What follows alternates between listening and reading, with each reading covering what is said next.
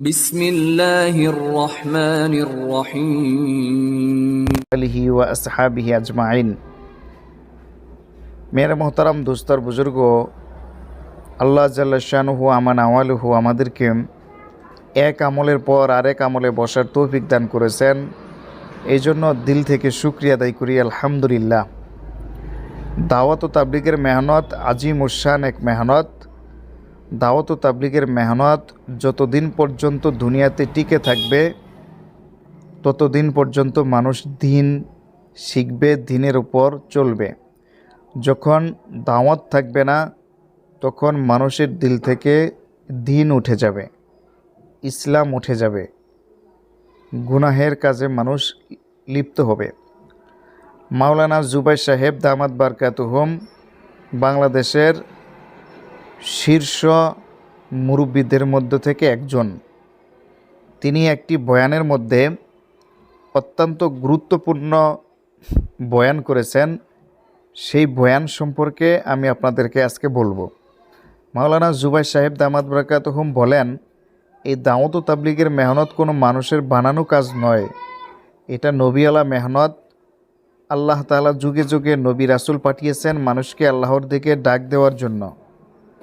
আল্লাহ তাআলা কোরআনে কারিমের মধ্যে ইরশাদ করেন, সূরা আলী ইমরানের 104 নম্বর আয়াত, আল্লাহ সুবহানাহু ওয়া তাআলা বলেন, তোমাদের মধ্যে এমন একটি দল থাকা উচিত যারা মানুষকে কল্যাণের দিকে ডাকবে, সৎ কাজের আদেশ করবে এবং অসৎ কাজ থেকে নিষেধ করবে। এই আয়াতে আমাদেরকে মনে করিয়ে দেয় উম্মতি মুহাম্মাদের কাজ হলো মানুষকে আল্লাহর দিকে ডাকা। মাওলানা জুবাইর সাহেব দামাত বারকাতুহুম অত্যন্ত গুরুত্বের সাথে বলেন, রসুল করিম সাল্লাল্লাহু আলাইহি ওয়াসাল্লাম এরপর আর কোনো নবী আসবে না। তাই নবীদের যে দাওয়াতের কাজ ছিল সেই কাজ এখন এই উম্মতের উপর এসেছে। আমরা যদি দাওয়াতের কাজ না করি তাহলে দুনিয়ার মানুষ দিন শিখবে কোথায় থেকে? রসুল করিম সাল্লাল্লাহু আলাইহি ওয়াসাল্লাম বলেছেন যে তোমরা আমার পক্ষ থেকে একটি আয়াত হলেও পৌঁছাইয়া দাও। বুখারী শরীফের হাদিস তিনি আরও সুন্দর করে বুঝিয়ে বলেছেন যে দাওয়াত ও তাবলিগের মেহনত আমাদেরকে দুইটি জিনিস শিখায়। একটি হলো নিজের জীবনকে দিনের উপর আনা, আরেকটি হলো অন্য মানুষের জীবনে দিন পৌঁছে দেওয়া। মাওলানা জুবাইর সাহেব দামাত বারকাতুহুম আরও বলেন যে এই মেহনতের মধ্যে বড় কোনো পদ নেই, ছোট কোনো পদ নেই। এখানে সবাই আল্লাহর বান্দা, সবাই সমান, ধনী গরিব বৃদ্ধ জুয়ান সবাই এই মেহনতের সাথে জড়িত। কেউ আমির হয়, কেউ আবার সাধারণ সাথী হয়। সবাই মিলে আল্লাহর দ্বীনকে জীবিত করার চেষ্টা করা, সবাই আল্লাহর দ্বীন দুনিয়াতে জিন্দা করার একটা কৌশেষ মেহনত করা। এই মেহনতের আসল উদ্দেশ্য হলো মানুষের ঈমানকে জিন্দা করা, মানুষকে মসজিদের সাথে যুক্ত করা, মানুষের জীবনে আখিরাতের ফিকির সৃষ্টি করা। আজ দুনিয়ায় মানুষ দুনিয়ার পিছে দৌড়াচ্ছে, কিন্তু দাওয়াতের এই মেহনত মানুষকে মনে করিয়ে দেয় এই দুনিয়া অস্থায়ী, আসল জীবন হলো আখিরাতের জীবন।